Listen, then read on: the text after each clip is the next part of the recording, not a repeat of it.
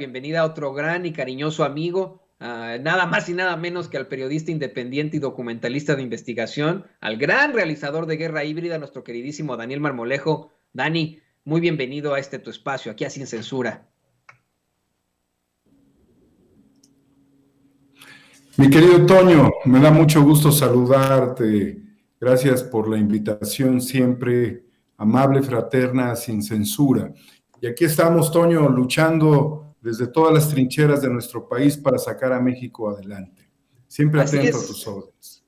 Así es, así es. Eres, creo, de los principales luchadores por este país, cosa que te reconocemos constantemente aquí en Sin Censura, querido Daniel Marmolejo, y precisamente por eso quiero comenzar con este tema. Fíjate que hoy la reportera de Grupo Fórmula, Sara Pablo, le dijo al presidente López Obrador que en Milenio, yo siempre te soy perfectamente honesto a ti y al público consentidor de Sin Censura, yo siempre cuestiono mucho la información que viene desde Milenio. Desde que estaba yo en los medios de comunicación tradicionales, se tiene por costumbre no hacer mucho caso a lo que revela Milenio, puesto que con tal de tener la nota o de tener la primicia, de hacerlo con premura, se dan unas voladas impresionantes, pero traen información muy fuerte. Y se la menciona a Sara Pablo, al presidente López Obrador, que Emilio Lozoya Austin aseguró que fue el propio expresidente Enrique Peña Nieto el que le ordenó dar el soborno millonario a Ricardo Anaya. Es decir, que Peña Nieto le ordena a Emilio Lozoya Austin entregar el soborno millonario que les dieron en Odebrecht a Ricardo Anaya para que se apruebe desde el PAN la reforma energética. Hoy tenemos una vez más, desafortunadamente, mi querido Daniel Marmolejo, un video que le vamos a mostrar nada más una partecita en estos momentos. Hoy también hay video de Ricardo Anaya, un video en el que el muy descarado incluso habla de cómo la unión fue la fuerza para enfrentarse a la reforma eléctrica del presidente López Obrador, algo que es considerado por la mayoría de los mexicanos como una traición a la patria. Bueno, hoy lo celebra nada más y nada menos que Ricky Riquín Canallín. Vamos a ver nada más una parte, querido Daniel, para que lo platiquemos contigo, porque es muy, muy importante que la gente tenga este contexto. ¿Ya te diste cuenta de que ya le dimos la vuelta a la tortilla? ¿Que sí es posible ganarle a Morena en 2024? Lo que pasó en el Congreso fue de verdad importante. Que la oposición se mantuvo unida. Y unida frenó la ley Bartlett, que le habría hecho muchísimo daño al país. Yo verás, quiero felicitar a todas y a todos los diputados que evitaron con su voto la aprobación de una reforma que ponía la energía. Voy a seguir con esto, Daniel, es verdaderamente ridículo. Fíjate cómo celebra la traición a la patria. No se puede ser más cínico en el mundo.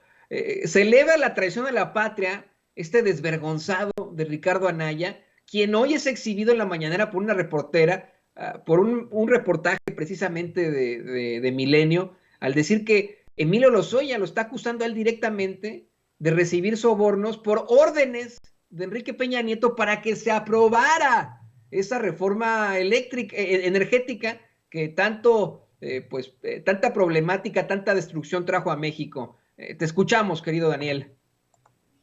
La traición a México ha intoxicado la política del PRI y del PAN, al grado, querido Toño y amigos del auditorio, que el PRI terminó subsumido a las indicaciones de Claudio X González y del Partido de Acción Nacional y se ha ido al cabús.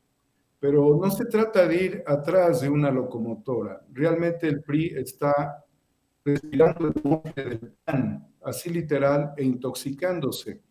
Pero como el ejercicio de intoxicación ha llevado muchos años, en los cuales se ha dado un latrocinio a nuestro país en forma masiva, lo que estamos viendo es la cara del cinismo en este personaje que recibió moches. Desde que Coello Trejo tenía el tema y era el abogado de Emilio Lozoya, habló de una serie de videos, habló de materiales que pudieran señalar a grandes personajes, entre ellos suponíamos a Luis de y desde luego Enrique Peña Nieto. Toño, no es novedad. Evidentemente, Peña Nieto manejaba sus cartas. Si bien no es un político realmente brillante, no es un político de grandes luces, de todos modos tenía la silla presidencial y aunque el operador técnico era Videgaray, él morboseaba sujetos. Realmente lo que hizo fue tentar a este personaje para que contribuyera naturalmente a la reforma. Yo estaba en la Cámara de Diputados queriendo acceder en aquella ocasión cuando fue determinante para el país que se hiciera esta reforma y se llevara a votaciones. No tuve la oportunidad de ingresar, aunque tenía yo acceso a la Cámara de Diputados. Ese día se me impidió porque la tensión fue muy grande y se pasó del salón de plenos a un salón aún más pequeño.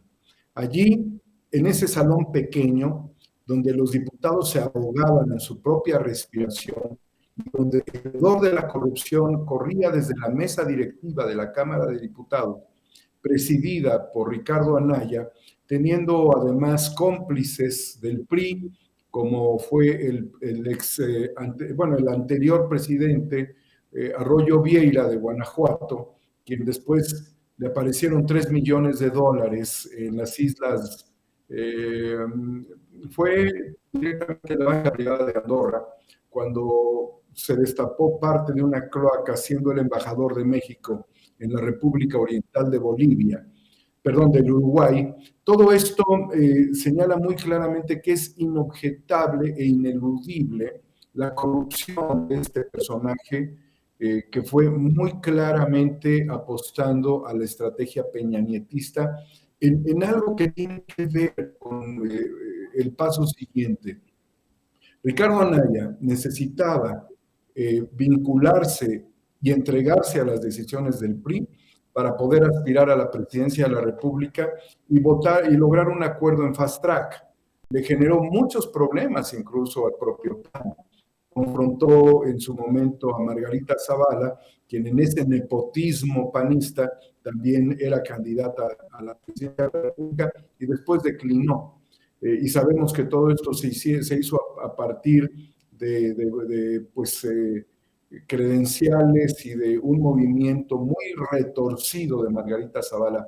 Todos ellos son una fauna de traidores a la patria, querido Toño. No es novedad. Lo que resulta un poco incómodo es cómo se ha llevado esto como una telenovela por episodios, administrada por Emilio Lozoya, innecesariamente, al grado de tener que terminar en la cárcel, pero no quiere estar solo. La realidad es de que Emilio Lozoya sabe que todos estos vínculos se han dado. Y mientras Rosario Robles ha apechugado, protegiendo a Videgaray, protegiendo a Peña Nieto, y que debiera estar acompañada al menos en el caso de Rosario Robles por Emilio Cebadúa, quien fue su jefe operativo más importante, teniendo el control de los dineros.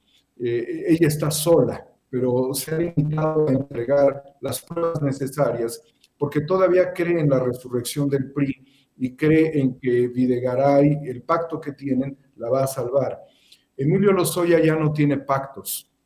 Desde un principio llegó a entregar elementos, pero ha sido demasiado innecesario para él que esto se prolongue.